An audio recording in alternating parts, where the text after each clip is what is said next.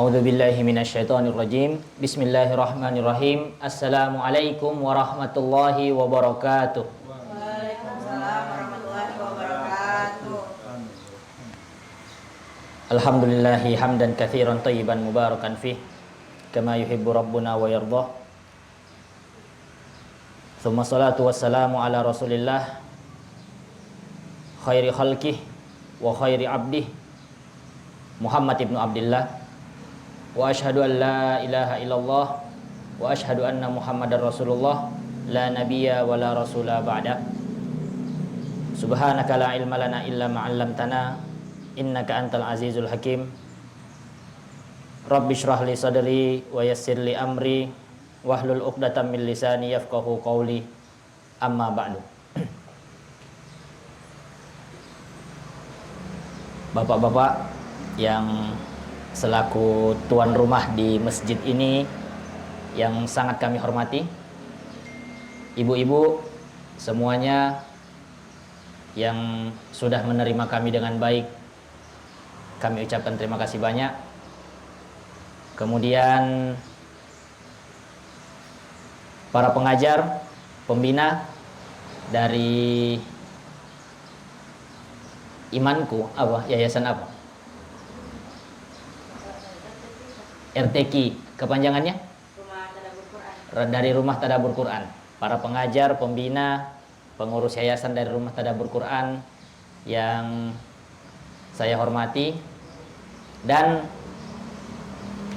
anak-anakku semuanya yang nanti kelak akan menjadi pejuang-pejuang, orang-orang yang akan melanjutkan tongkat estafet perjuangan untuk membawa agama Islam ini kembali kepada jalurnya, kembali kepada track yang tepat, on the track. Maka semoga anak-anakku bisa terus diberikan kesabaran oleh Allah Subhanahu wa taala dalam menuntut ilmu dan diberkahi ilmunya serta dimudahkan oleh Allah untuk mengamalkan ilmunya. Ini berlima ini santri-santrinya RTQ. Iya, Ustaz. Ada berapa jumlahnya? Ada kalau yang mungkin ada 7 orang, Ustaz. Orang dari mana semua? Ada yang dari Morowali, ada yang dari Sigi, ada yang dari Pasangkayu, ada yang dari Taweli. Taweli. Iya. Kalau yang tidak mukim? Ada yang santri TPA, sekitaran sini. Jauh ya nak? Jauh. Kamu namanya siapa? Fadlan. Fadlan asalnya dari mana nak? Morowali. Morowali mana? Morowali Utara. Di kota, di desa apa? Oh, Kodal. Kamu nak? Namanya siapa? Alif. Alif Fadlan. Ya. Alif dari mana? Sigi. Siginya Pakuli. Yang dari Pasangkayu tadi yang mana? Berdua. Oh, keluar. Yang Tawaili? Berdua. Kamu? Donggala. Donggalanya yang pantai barat atau yang Donggala Mukara Sulawesi Barat?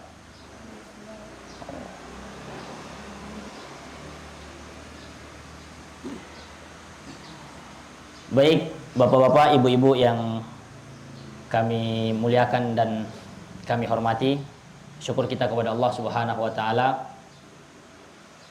atas kesempatan yang Allah berikan kepada kita sehingga kita bisa dipertemukan di rumah Allah yang Allah sayangi ini, yang Allah cintai ini.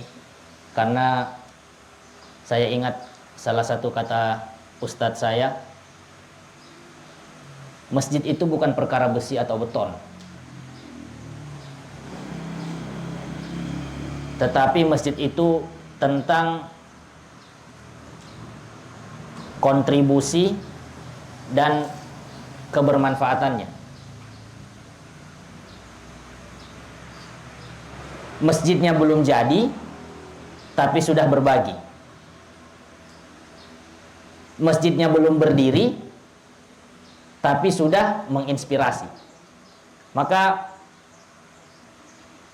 dimanapun, dalam bentuk apapun, sebuah masjid tetaplah adalah bagian bumi yang paling mulia dibandingkan bumi-bumi yang lain. Karena di dalam masjid itulah fihi rijalun yuhibbuna ayyatatahharu. Di dalam masjid berkumpul orang-orang yang ingin sama-sama ingin memperbaiki diri.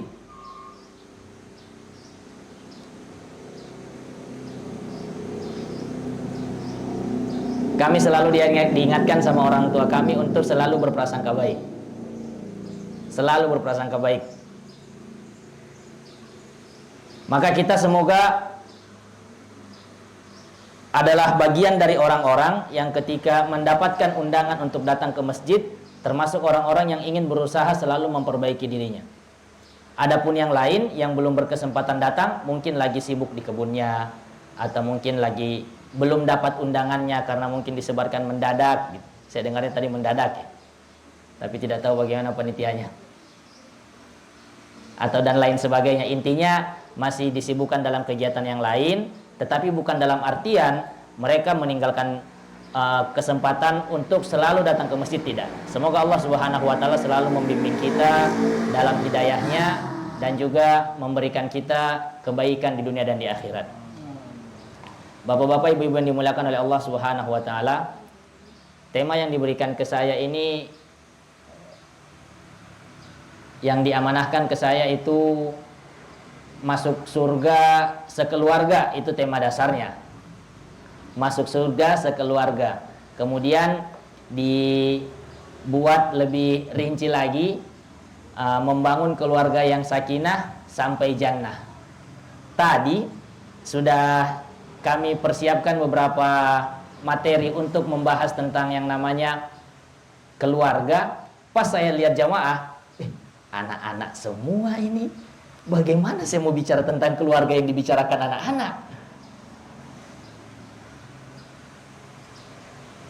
Jadi sempat berpikir, harus saya sesuaikan, harus disesuaikan dengan kondisi jamaah yang ada. Maka mari kita mulai dengan sebuah hadis, karena ini ada banyak anak-anak. Kita mulai dulu untuk bahas anak-anaknya dulu. Kita mulai dengan sebuah hadis yang diriwayatkan oleh Imam At-Tirmizi dari sahabat Nabi Abdullah bin Abbas radhiyallahu taala anhum. Kamu pengajar di sini? Abdullah bin Abbas siapa? Iya, pasti sahabat Rasulullah, kan tadi dibilang sahabat Rasulullah.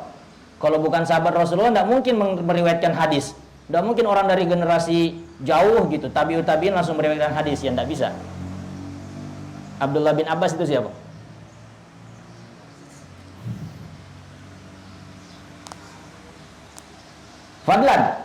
Fadlan Garamatan.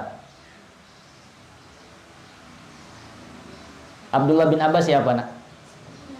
Sepupunya Nabi. Masya Allah, tabarakallah. Masya Allah, tabarakallah. Abdullah bin Abbas kena sepupu sama Nabi. Pamannya itu Abbas bin Abdul Muttalib. Abbas dan Nabi ini, afwan, saya koreksi sedikit. Abbas dan juga Nabi Muhammad SAW ini itu hubungannya saudara sepupu. Maka Abdullah bin Abbas ini kena keponakan, tidak jauh, kena keponakan dari Rasulullah SAW. Karena ayahnya Abbas ini Abdul Muttalib, itu pamannya Nabi yang kakak adik langsung dengan Abdullah, ayahnya Rasulullah SAW. Tapi kalian tahu enggak, nak, kalau misalnya Abdullah bin Abbas Abdullah bin Abbas itu salah satu prestasi beliau adalah bisa menjadi staf khusus kekhalifahan di saat berumur 15 tahun. Kalau sekarang kita bilang itu staf khusus presiden. Staf khusus presiden. Staf khusus presiden umur 15 tahun. Kamu umur berapa, Alif? Ya, 3 tahun lagi. Nggak lama. Rata-rata 12. Abdullah bin Abbas 15 tahun umur beliau sudah diangkat menjadi salah satu penasehat khalifah di zaman Umar bin Khattab radhiyallahu taala anhu.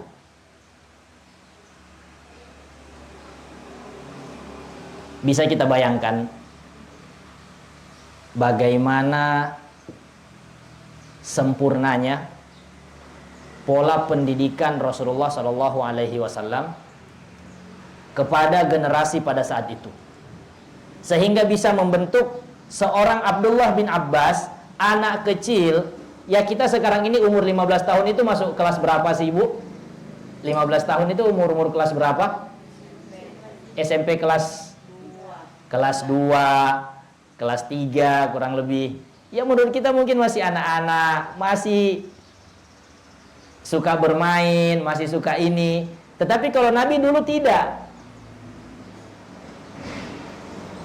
Dari kecil, anak-anak tersebut dibina untuk bisa menjadi seorang pemimpin di masa depan.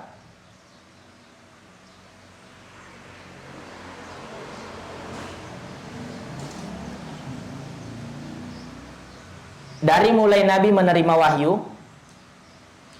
Di mana Nabi menerima wahyu, Nak? Di mana? Ya, Gua Hira, Masya Allah. Kayaknya ini bintang kelasnya ya, Fadlan ini. Masya Allah. Nabi menerima wahyu di Gua Hira. Wahyu yang pertama turun apa? Kamu tawili? Allahu asta'an. Wahyu yang pertama turun, Iqra bismi rabbikal ladzi khalaq. Iqra bismi rabbikal ladzi khalaq. Dari mulai Nabi pertama menerima wahyu di Gua Hira sampai Nabi meninggal, tercatat itu kurang lebih sahabat Nabi semuanya ada 120.000 orang yang menjadi sahabat. Dari 120.000 orang itu dicatatkan 2.000 orang memiliki mental pemimpin kelas internasional.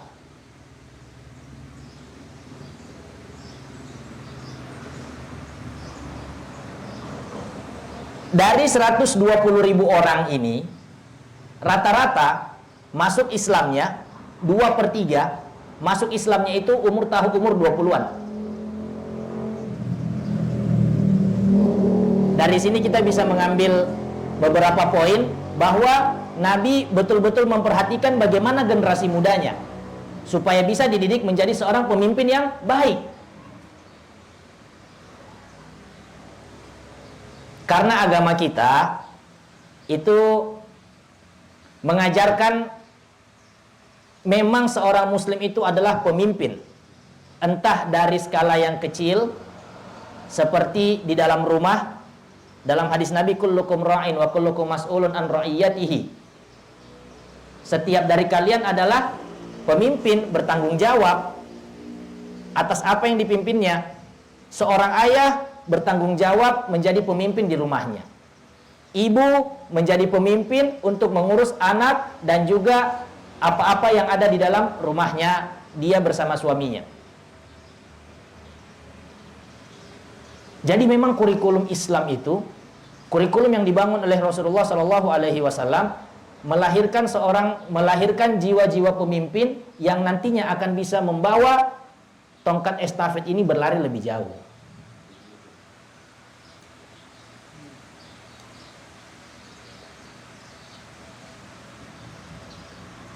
Kita kembali ke Abdullah bin Abbas tadi. Di antara salah satu pesan Rasulullah Shallallahu Alaihi Wasallam ke Abdullah bin Abbas, sehingga membuat beliau bisa begitu loncat jauh dari para pemuda di zamannya, yaitu nasihat Nabi ketika sedang berboncengan dengan ponakannya ini, Abdullah bin Abbas. Waktu itu boncengnya belum pakai motor, onta kah atau mungkin keledai kah, Honda, Yamaha belum masuk gitu. Nah, ini salah satu metode cara Nabi Shallallahu Alaihi Wasallam mendidik anak-anak. Salah satu cara menasihati yang paling baik anak-anak tersebut, manfaatkan momen. Dan momen yang paling terbaik diantaranya ketika sedang berduaan dengan anak kita di atas kendaraan. Kalau mungkin bapak-bapak pergi mengantar anaknya ke sekolah, manfaatkan momen itu untuk menanamkan nilai-nilai pendidikan yang baik. Ibu-ibu mungkin datang pergi menjemput anaknya pulang dari sekolah, atau mengantarkan anaknya pergi ke sekolah, bapaknya pergi ke kantor, ibu yang mengantarkan, bertugas mengantarkan. Jangan disia-siakan momen itu.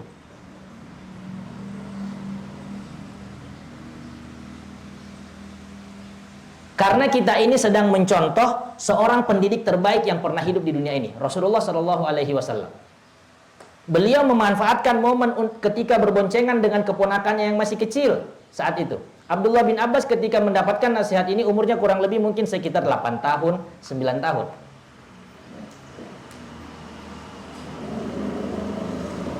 Beliau manfaatkan waktu itu, memanfaatkan momen yang ada untuk menanamkan nilai-nilai kebaikan. Jangan sampai kita sebagai orang tua itu kehabisan judul ketika berbicara sama anak. Anak diantar pergi ke sekolah, ditanya, bagaimana, apa persiapan pelajaranmu hari ini? Bukunya sudah ada, alat tulisnya bagaimana? Itu terus tiap hari. Siapa gurumu? Apa yang diajar? Ketika dibonceng pulang, bagaimana pelajarannya? Sudah sampai di mana tadi kali-kalinya?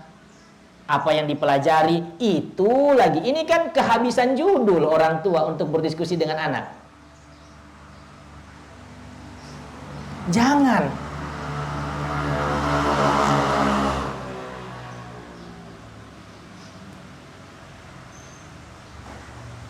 Masa ya kita harus perlu bikin yang namanya seminar untuk mencari judul supaya setiap hari dapat pembahasan dengan anak. 365 hari dicarikan apa gitu. Pembahasan untuk selalu mendapatkan judul berbicara dengan anak ketika antar jemput.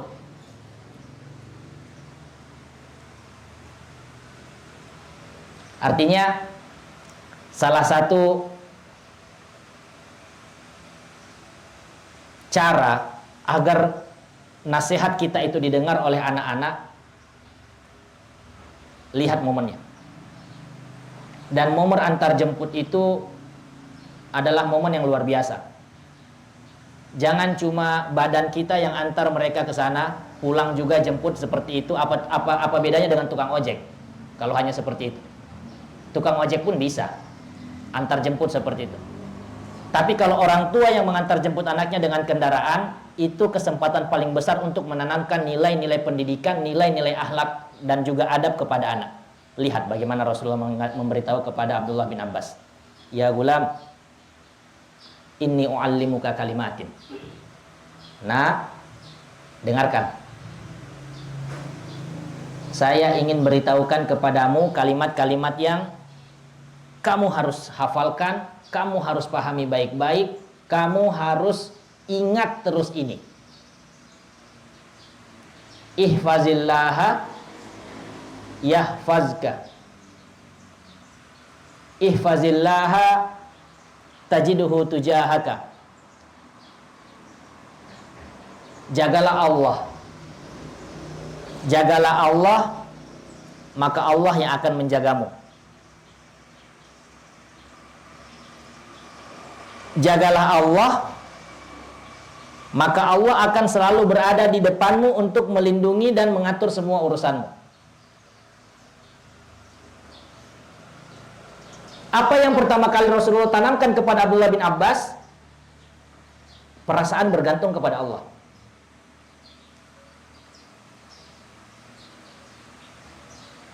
Maka bisa kita bayangkan Bapak Ibu yang dimuliakan oleh Allah Subhanahu wa taala, anak dari umur 8 tahun diajarkan bahwa idza sa'alta fas'alillah, kalau mau minta sesuatu minta sama Allah.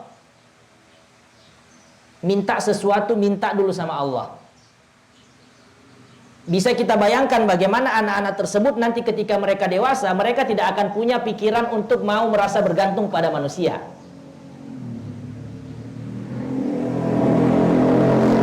Artinya, mereka tidak pernah berharap apa-apa dari manusia. Apapun pekerjaan yang mereka lakukan, apapun aktivitas yang mereka lakukan, mereka hanya berikan kepada Allah Subhanahu wa taala. Tujuannya untuk mencari ridha Allah. Mengajar, memasak, kan enak ya Bu. Kita itu ketika lagi masak pagi-pagi untuk sarapan suami atau sarapan anak-anak, sambil kita niatkan, ya Allah, semoga masakan saya ini bisa menjadi sumber energi suami saya dan juga anak-anak saya beramal soleh. Ya Allah, semoga masakan saya ini bisa menjadi wasilah kami sekeluarga menjadi orang yang pandai bersyukur. Semoga makanan yang saya masak ini bisa menjadi wasilah menghadirkan ketenangan, kebahagiaan, keistiqomahan dalam hati keluarga kami, ya Allah. Kan enak jadinya Bu. Masak kita bukan jadi cuma sekedar masak rutinitas, tapi jadi ibadah.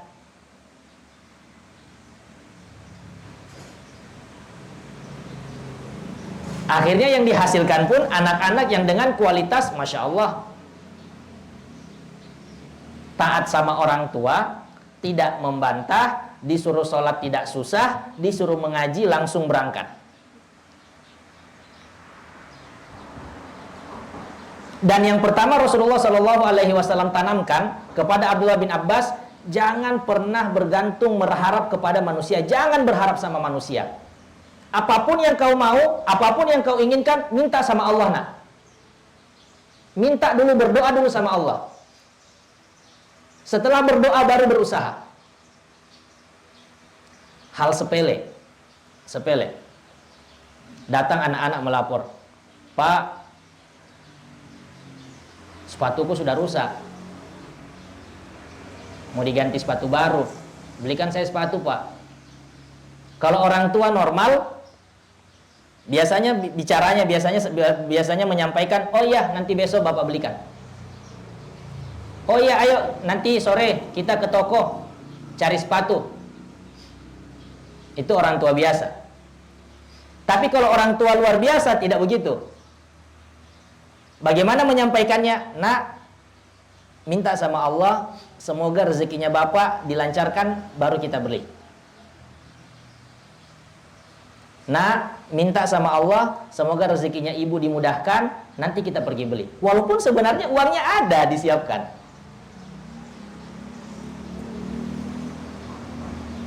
Walaupun sebenarnya uangnya itu ada. Tapi bagaimana kita mencoba mendidik pola pikir anak itu supaya mereka hanya bergantung kepada Allah. Ini modal besar. Modal besar. Ketika anak dari kecil sudah paham bahwa yang namanya kita kalau meminta, minta hanya sama Allah. Jangan berharap sama manusia, jangan meminta apa-apa sama manusia.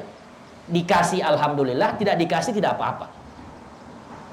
Dipuji tidak terbang, dijatuhkan tidak hancur. Kalau seperti itu pendidikan generasi anak-anak kita, tidak ada yang namanya itu ada anak-anak di media sosial kemudian nangis-nangis gara-gara diputusin pacar.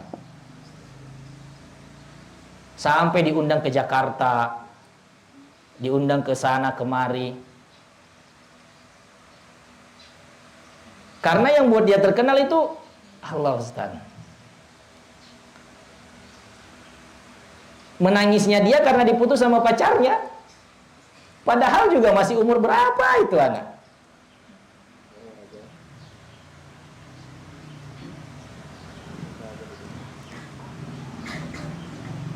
Jadi itu. Yang pertama untuk anak-anakku semuanya, apapun kebutuhanmu nak, apapun keinginanmu nak, pertama minta dulu sama Allah. Berdoa dulu sama Allah. Ya Allah, beri saya kemudahan untuk bisa menghafalkan Al-Quran. Ya Allah, berikan saya kesabaran untuk bisa selesai di sekolah ini, untuk bisa selesai di pondok ini. Ya Allah, mudahkanlah semua urusan-urusan saya ya Allah. Aduh, saya lagi tidak ada uang, mau beli jajan-jajan atau apa, begitu beli somai-somai, mas-mas somai lewat. Tidak ada uang, minta dulu sama Allah. Ya Allah, saya pengen makan somai, cuma uang belum dikirim dari orang tua. Tiba-tiba ada teman ngajak, Fadlan ayo makan somai. Jadi apa-apa keinginanmu nak, minta dulu sama Allah pertama kali. Ya, paham ya? Baik, Bapak Ibu yang dimuliakan oleh Allah Subhanahu wa taala. Kemudian poin yang kedua, berbicara tentang keluarga.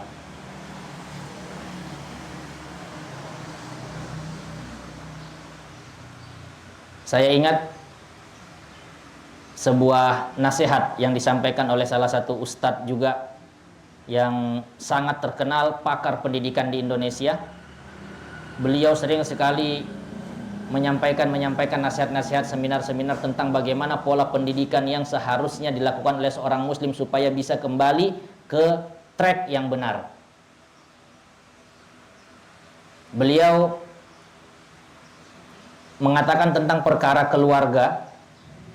Hal yang paling pertama, mari kita mulai dari firman Allah Subhanahu wa taala, Quran surah Al-Balad ayat 3. Al-Balad ayat 3. Siapa yang hafal? Al-Balad ayat 3. Al-Balad. Wa walidi wa ma walad. Masya Allah. Tidak ada sesuatu dibawa di mobil?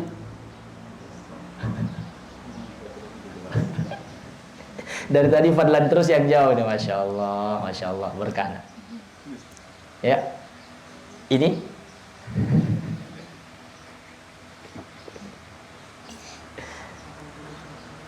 wa walidi wa ma walad. Kita mulai dari ayat ini. Wa walidi wa ma walad. Pertama, kata-kata walid. Walid dalam bahasa Arab itu artinya ayah. Kata-kata walid dalam bahasa Arab itu artinya ayah. Kalimat ayah di Quran surah Al-Balad ini dijadikan Allah sebagai makhluk yang menjadi sumpah. Allah bersumpah atas nama seorang ayah. Dan Allah lah yang paling berhak untuk bisa bersumpah atas nama makhluknya.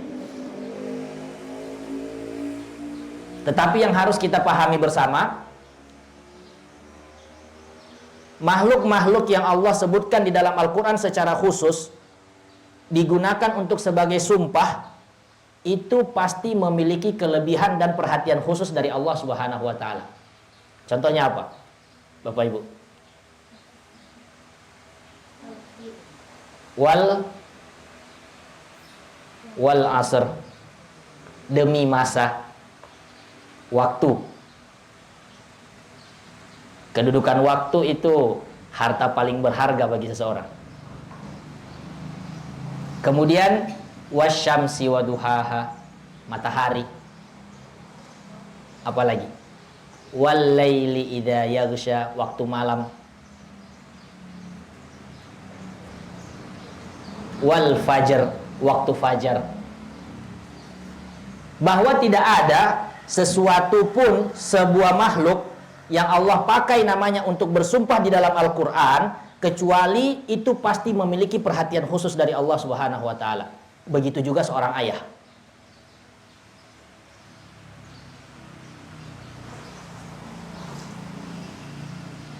Wa walidi wa ma walad, dan demi ayah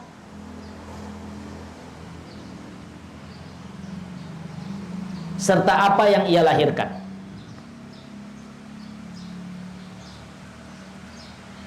Wa walidin,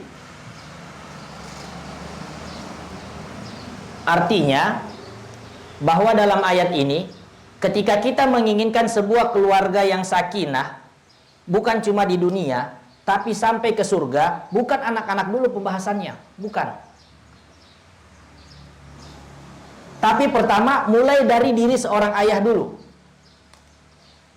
Habis ayah siapa? Istrinya.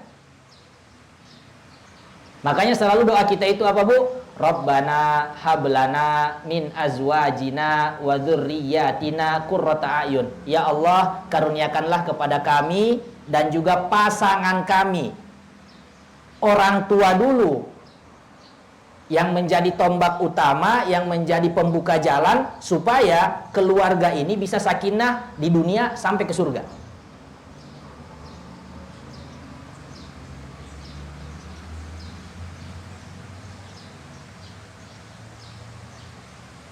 Allah Subhanahu wa Ta'ala dan juga Rasulullah Sallallahu Alaihi Wasallam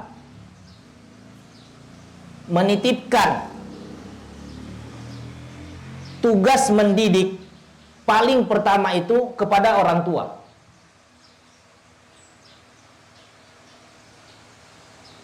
Mau sebagus apapun sekolah anak disekolahkan, mau semahal apapun SPP-nya, mau tingkat internasional atau tingkat nasional, sekolah yang disekolahkan kepada anak, ketika orang tuanya tidak baik dulu, tidak akan sempurna hasil anaknya.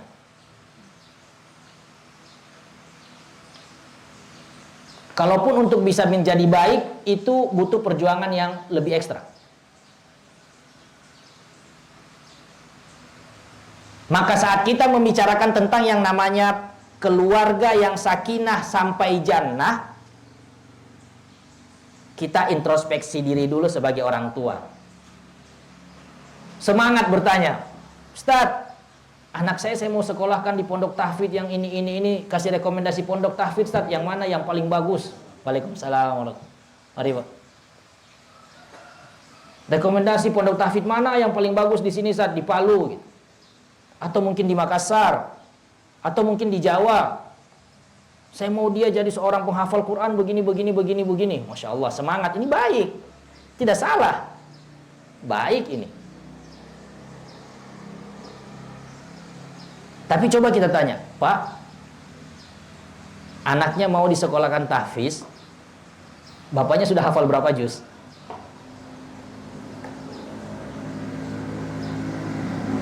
Karena pondok-pondok tahfidz atau sekolah-sekolah tahfidz, kan banyak sekarang sekolah-sekolah itu yang sistemnya itu tahfidz full day school, tapi nanti balik lagi ke rumah masing-masing. Biasa mereka guru-gurunya itu memberikan PR, nanti murojaah sama orang tua di rumah. Ulang-ulangi hafalannya sama orang tua di rumah. Anak-anak mau ngulang hafalan, orang tuanya saja tidak pernah dia dapat mengaji di rumah. Bagaimana ini? Jauh panggang dari api.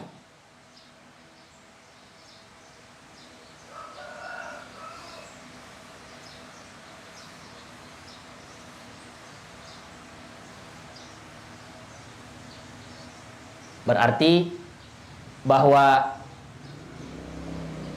poin pertama untuk membentuk keluarga yang sakinah sampai jannah dimulai dari diri kita sendiri dulu sebagai ayah, sebagai ibu. Karena jika kita melirik kembali ke Quran surah Al-Balad ayat 3 tadi, wa walidin wa ma walad, dan demi ayah dan apa yang ia lahirkan. Ayah melahirkan tidak? Pernah dengar laki-laki melahirkan? Bahkan kaum LGBT laknatullah itu berharap supaya bisa dapat melahirkan anak, tidak bisa. Orang yang suka sesama jenis, laki-laki suka laki-laki, jauhkan ya Allah anak-anak kami dan keturunan kami dari hal itu. Diri kami semuanya ya Allah. Tidak bisa. Untuk mau melahirkan seorang laki-laki bukan fitrahnya.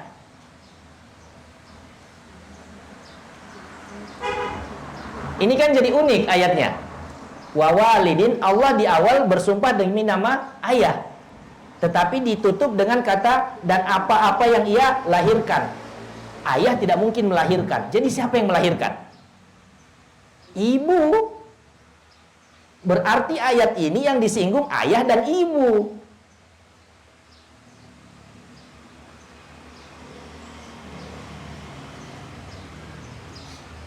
Di ayat ini yang disinggung pertama kali demi ayah dan ibu dan apa-apa yang mereka lahirkan, apa-apa yang mereka berikan kepada anak-anaknya. Jadi itu bahwa poin pertama adalah kita introspeksi diri sebagai orang tua. Jika menginginkan keluarga yang sakinah sampai jannah, kita harus berusaha untuk soleh dulu. Lihat, berbicara tentang kesolehan orang tua, At-Tur ayat 21. At-Tur ayat 21. Walladzina amanu wattaba'athum dzurriyyatuhum alhaqna bihim dzurriyyatahum. Ini ayat ini selalu jika membahas tentang perkara keluarga yang sakinah pasti akan disinggung. Dan ayat ini membahas kepada poin paling penting, bagaimana urgennya itu kesolehan orang tua akan sangat berpengaruh kepada anak. Walladzina amanu wattaba'athum dzurriyyatuhum, dan orang-orang tua yang beriman itu nanti ketika di surga mereka tidak menemukan anak-anaknya di mana. Tidak satu tempat surga dengan mereka. Karena orang tua ini Masya Allah sangat soleh. Ayah ibu yang sangat soleh. Bahkan anak-anaknya agak kalah solehnya daripada kedua orang tuanya. Ketika di surga, mereka mencari di mana anak saya. Di mana anak saya. Sama seperti mungkin ibu, ada yang anaknya masuk pondok, Bu? Tidak ada? Biasa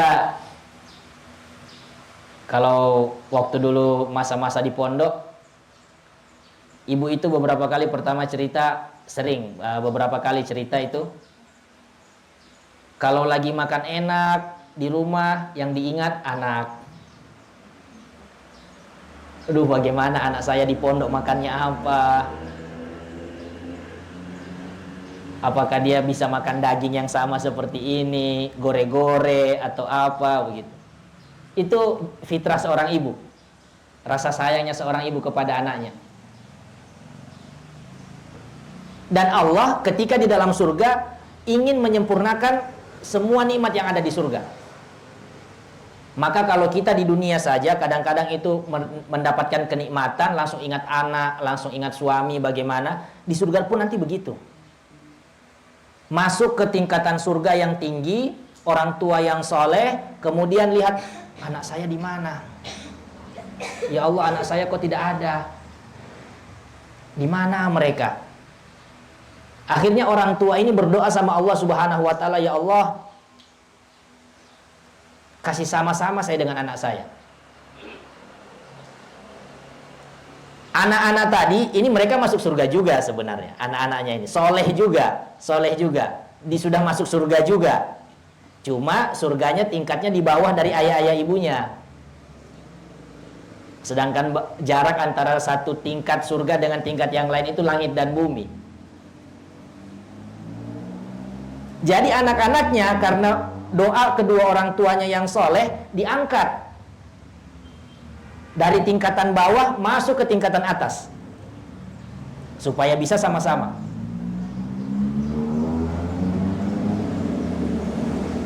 Poin ini, dari ayat ini kita bisa paham bagaimana pentingnya orang tua yang soleh sebagai pondasi untuk bisa memiliki keluarga yang sakinah.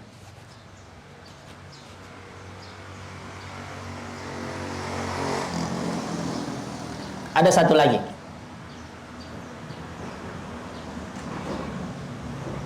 Al-Kahfi. Satu ayat di Al-Kahfi.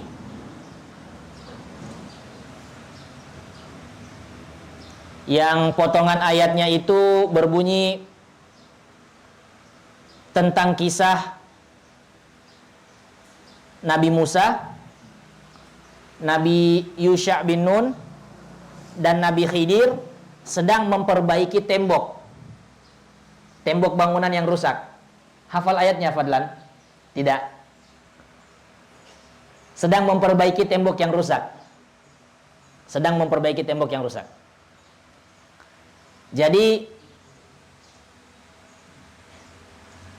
ada sebuah rumah di sebuah desa yang mana ketika itu ketiga Nabi Allah ini, Nabi Khidir, Nabi Musa, Nabi Yusha bin Nun, perjalanan mereka sudah jauh, mereka meminta bantuan kepada masyarakat di desa situ.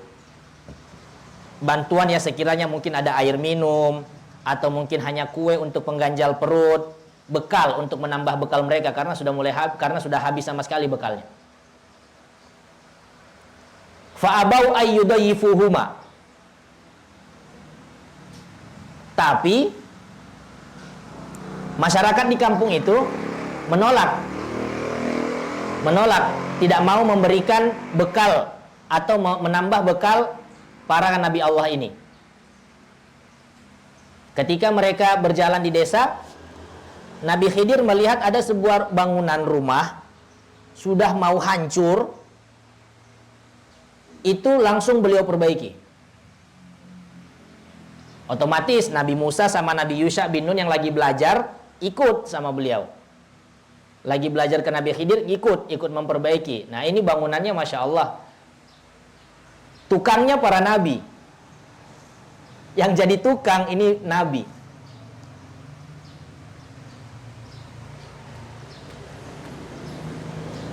Bangunan tersebut milik 2 orang anak yatim.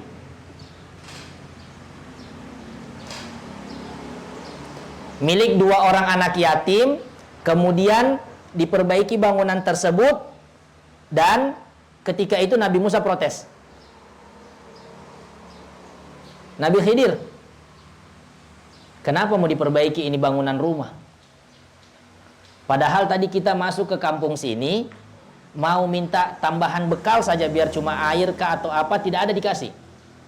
Tapi ketika kamu lihat bangunan rumah yang sudah mau runtuh ini, kamu langsung perbaiki sampai selesai tanpa minta imbalan sama sekali.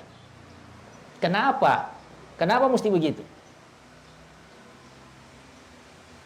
Ternyata dalam bangunan itu di bawahnya ada harta yang telah disimpan oleh ayah dari kedua anak tersebut untuk kedua anaknya nanti. Allah memberikan ilmunya kepada Nabi Khidir, kemudian Nabi Khidir menyampaikan itu kepada Nabi Musa. Bahwa di bawah bangunan ini ada harta atau sesuatu yang sangat berharga sudah disimpankan oleh orang tua kedua anak ini dulu. Kan anak yatim sudah tidak ada ayahnya, disimpankan. Tapi mereka tidak tahu. Dan Allah ingin kedua anak ini hidup nanti sampai mereka dewasa, sampai mereka mandiri, dan Allah akan keluarkan harta karun itu bagi mereka.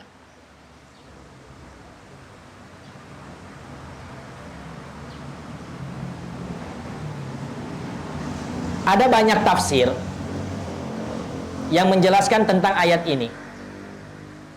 Apakah hartanya itu betul-betul harta uang, emas, perhiasan? Tapi ada juga yang menjelaskan bahwa hartanya itu adalah ilmu dan lain-lain. baik ilmu ataupun harta, tetap itu adalah sebuah peninggalan yang berharga. Tetap sebuah peninggalan yang berharga. Kita tidak terlalu fokus ke hal itu. Yang kita fokuskan adalah bagaimana kebermanfaatan yang diwariskan oleh orang tua yang soleh kepada anaknya tetap bisa dirasakan bahkan ketika mereka sudah mati. Karena dalam beberapa tafsir yang lain, ini pentingnya kita untuk memahami Al-Quran bukan hanya sekedar baca terjemah. Karena dalam beberapa tafsir yang lain dikatakan itu bukan ayah langsung mereka yang kasih, kakeknya yang dari dulu, yang soleh, kemudian menyiapkan itu untuk keturunannya nanti. Didapat nanti ketika anaknya yang turunan ketujuh, baru dikeluarkan harta itu oleh Allah Subhanahu wa Ta'ala. Artinya kan orang tua yang soleh saat ini mungkin manfaatnya itu pasti akan bisa dirasakan oleh anaknya. Kalau tidak langsung sekarang, beberapa generasi setelahnya pasti dia akan rasakan transferan pahala mengalir ke rekeningnya dia.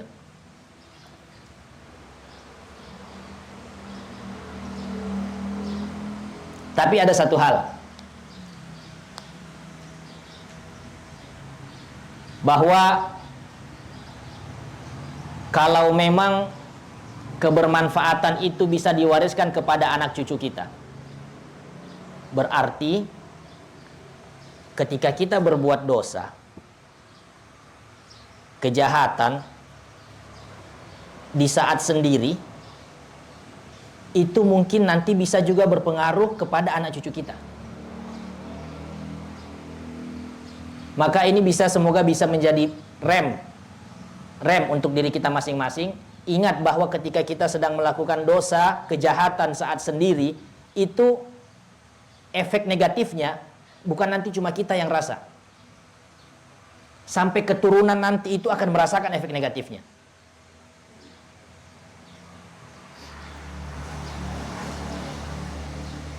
Kalau manfaat saja bisa Allah berikan kepada generasi setelahnya, kenapa yang negatif tidak? Maka Bapak Ibu yang dimuliakan oleh Allah Subhanahu wa Ta'ala,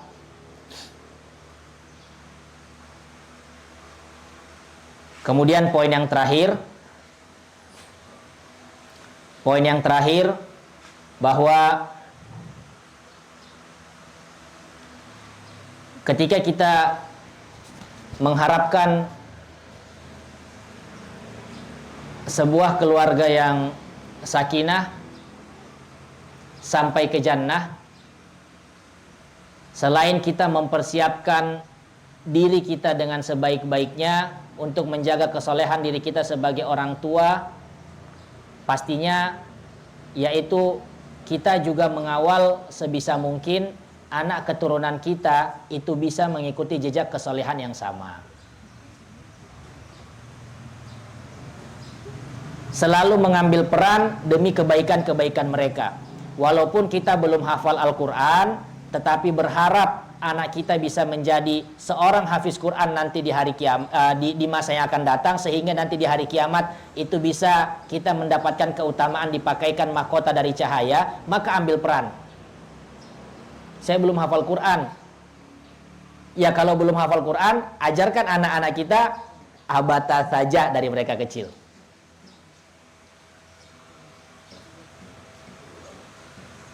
Jangan mau semua pahalanya itu diambil sama guru-gurunya.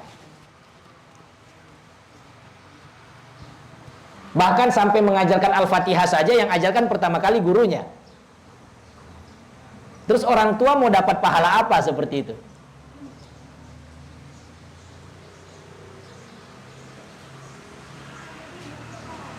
Jadi bahwa di poin yang terakhir ini, ketika kita memang ingin berusaha, belum bisa dalam keadaan posisi yang sangat soleh untuk menjadikan keluarga kita itu betul-betul sakinah sampai jannah, paling tidak kita tidak meninggalkan sama sekali hal-hal yang membuat keluarga kita nanti keturunan itu jadi lalai. Apapun yang bisa kita ajarkan ke anak-anak kita. Bisanya cuma Al-Fatihah, ajarkan Al-Fatihah. Bisanya cuma abatah saja, ajarkan abatah saja sampai ya.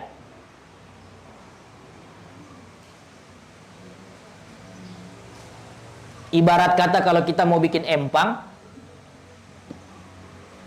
ketika kita tidak mampu isi empang semua dengan benih-benihnya, dengan bibit-bibit ikannya, paling tidak kita buat tanahnya, kita keruk tanahnya dulu. Nanti biar gurunya yang isi. Orang tua mengambil peran di situ. Jadi jangan minder, jangan kita sampai minder, jangan kita sampai malu. Aduh, saya ini ya segini-segini aja, yang penting anak saya soleh. Jangan begitu pola pikirnya. Tapi pola pikir kita adalah bagaimana sebisa mungkin tetap mengambil peran demi kebaikan anak-anak kita di masa yang akan datang nanti. Ingat, Bapak Ibu yang dimuliakan oleh Allah Subhanahu wa taala, satu kebaikan itu pasti akan mendatangkan kebaikan-kebaikan yang lain. Dan Allah Subhanahu wa taala tidak melihat seberapa besar atau kecil kebaikan yang kita berikan, tapi seberapa ikhlas kita mengajarkan, memberikan kebaikan tersebut kepada orang lain.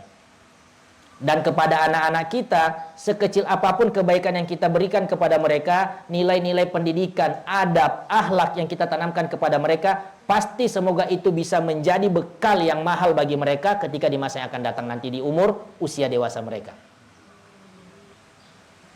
Maka jangan sampai orang tua itu lepas tangan betul-betul, sudah sekolahkan saja yang paling baik, nanti saya tinggal bayar. Yang penting saya mau anak saya pulang dari sekolah, pulang selesai tamat dari sini jadi hafiz Quran. Jangan, tapi tetap mengambil peran. Bapak Ibu yang dimuliakan oleh Allah Subhanahu wa taala, itu tadi beberapa poin yang kami sudah sampaikan, yaitu poin yang pertama kepada anak-anak kami, bahwa apapun keinginanmu nak, apapun kebutuhanmu nak, pertama minta kepada Allah. Minta kepada Allah. Kemudian poin yang kedua, bahwa jika kita menginginkan keluarga yang sakinah, sampai jannah, sampai ke surga, yang pertama kita harus introspeksi adalah diri orang tuanya dulu. Bagaimana kesolehan kita? Karena kesolehan orang tua itu akan bisa menarik anaknya untuk naik ke derajat yang lebih tinggi. Poin yang ketiga, kalaupun orang tuanya belum soleh-soleh sekali, jangan sampai meninggalkan peran untuk mendidik anak seberapapun yang kita bisa. Kalaupun cuma bisa ajar abatasa, ya ajar abatasa. Walaupun tujuannya cita-cita kita mau punya anak hafal Quran. Jangan tinggalkan peran itu. Sekecil apapun kebaikan yang kita berikan, semoga itu bisa menjadi pahala yang besar, bekal yang berharga buat mereka di masa yang akan datang nanti. Bapak Ibu yang dimuliakan oleh Allah Subhanahu wa taala, cukup sekian untuk apa yang bisa kami sampaikan di kesempatan kali ini. Semoga kita menjadi orang yang mampu mendengarkan apa yang baik-baik serta mengamalkannya. Semoga apa yang kita ketahui itu bisa kita amalkan, dan semoga apa yang kita amalkan bisa menjadi amal soleh buat diri kita semuanya. Saya mohon maaf jika masih banyak kekurangan dari saya, karena kesempurnaan hanyalah milik Allah Subhanahu wa taala. Wallahu taala a'lam. Wa sallallahu ala sayyidina Muhammadin. Kita tutup dengan doa kafaratul majlis. Subhanakallahumma wa bihamdika asyhadu an la ilaha illa anta astaghfiruka wa atubu ilaik. Barakallahu fikum. Assalamualaikum warahmatullahi wabarakatuh.